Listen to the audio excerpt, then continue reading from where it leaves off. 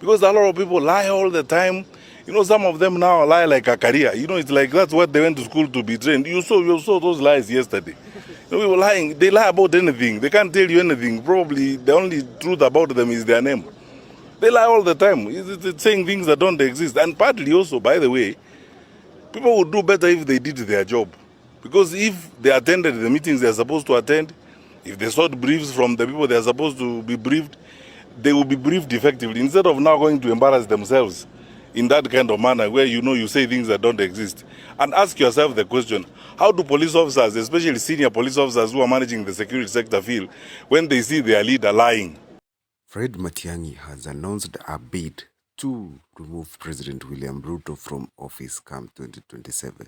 He is among the latest to announce the bid after also Murara Kebaso announced that he is going to be on the ballot. Another known figure who is likely to be on the ballot come 2027 is Kalonzo Musyoka. But will things be easy for him? Ni ukweli watu hawapendi Ruto. Lakini hao watu ambao wanatembea hapa wameongozwa na Kalonzo, hao wanaweza toa Ruto kwa kiti, tusemane ukweli bwana. Let's be serious. Hao ndio watatoa Ruto kwa kiti hao. It is true watu hawapendi huyo jamaa. Lakini ati hawa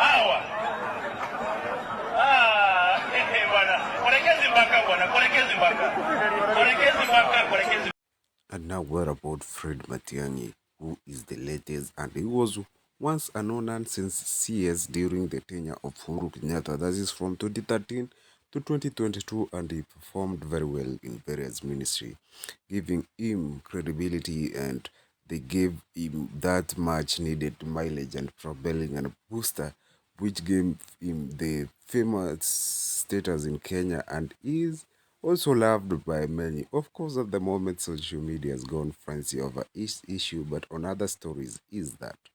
Follow-up question. Even though the honor of the question, the speaker always allows another 2 or 3 questions, follow-up. I'm going to make sure you ask that question. That is the right place. Coming to say it on national television doesn't help. You're not resolving the problem. No. You still say it on the floor of the House and nothing happens. No. That one you cannot just be allowed to pass, Gladys. You can't say that coming to say here doesn't help. It helps me because the people who I represent want to know. They want to know what happens anyway. And the government is also listening.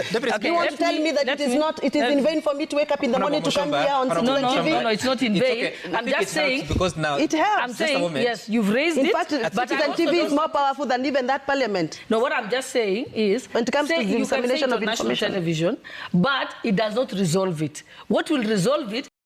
There was an heavy interview between Gladys Bosholei, Dan Maanso, and Catherine Wamuchomba in Citizen TV, and this one has got many Kenyans very fusy because it was a super heated discussion that led even to furiousness among the two, telling it, you can't tell me this just because you are a deputy speaker, and you can't do this to me or tell me what to do because I have this platform and this forum. I must air out what I feel like it should be out there.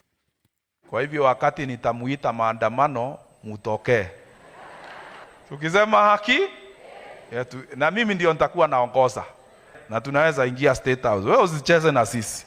Zote tunateseka, watu wanakufa hivyo bure kwa sababu matibabu imekuwa ipatika. Hii inaitwa anganisha na shia na wote. Si mnaikumbuka hiyo? Hata ieleweki ni gani.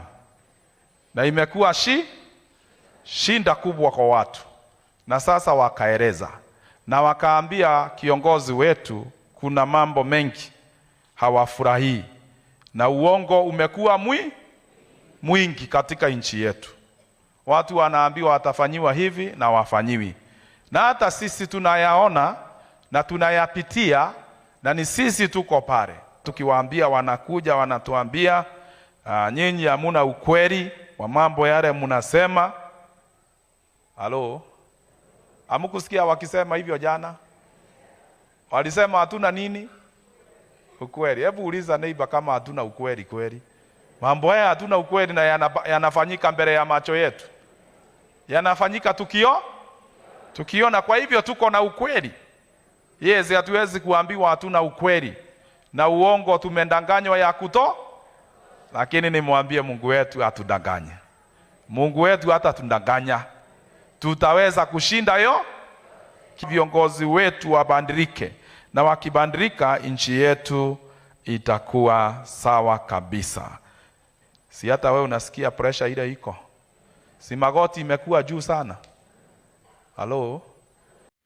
The church has also come out to really condemn what is happening in the Ruto's administration and Kenya Kwanza in general, because the things the government promised while it was campaigning are literally the opposite of what they are doing. We have seen increased number of corruption, increased failing leadership, opulence, and abductions. Since ever the Gen Z revolution started, we have seen more young people being abducted, taken hostage, so because of their political stand. We have seen the likes of Bob Njagi, who have been taken to exile for a month. We have seen a lot of gun-masked policemen in the streets of Nairobi, and that begs the question, which country are we? Are we in a democratic country, or a country which is run by people who think that they own it? Come now, as we are heading to 2027, things are changing nicely, and the clutch which was one behind Ruto is now seemingly changing the tune and saying that this government is not doing what they promised. Walisema hatuna nini? Ukweli. Hebu uliza neighbor kama hatuna ukweli kweli. Mambo haya hatuna ukweli na yanafanyika mbele ya macho yetu. Yanafanyika tukiona, kwa hivyo tuko na ukweli. Yes, hatuwezi kuambiwa hatuna ukweli. Na uongo tumendanganywa ya kuto. Lakini nimwambie Mungu wetu atudanganye. Mungu wetu hata tudanganya, tutaweza kushinda yo. Viongozi wetu wabadilike, na wakibadilika nchi yetu itakuwa sawa kabisa. Si hata wewe unasikia pressure ile iko? Si magoti imekuwa juu sana? Hello?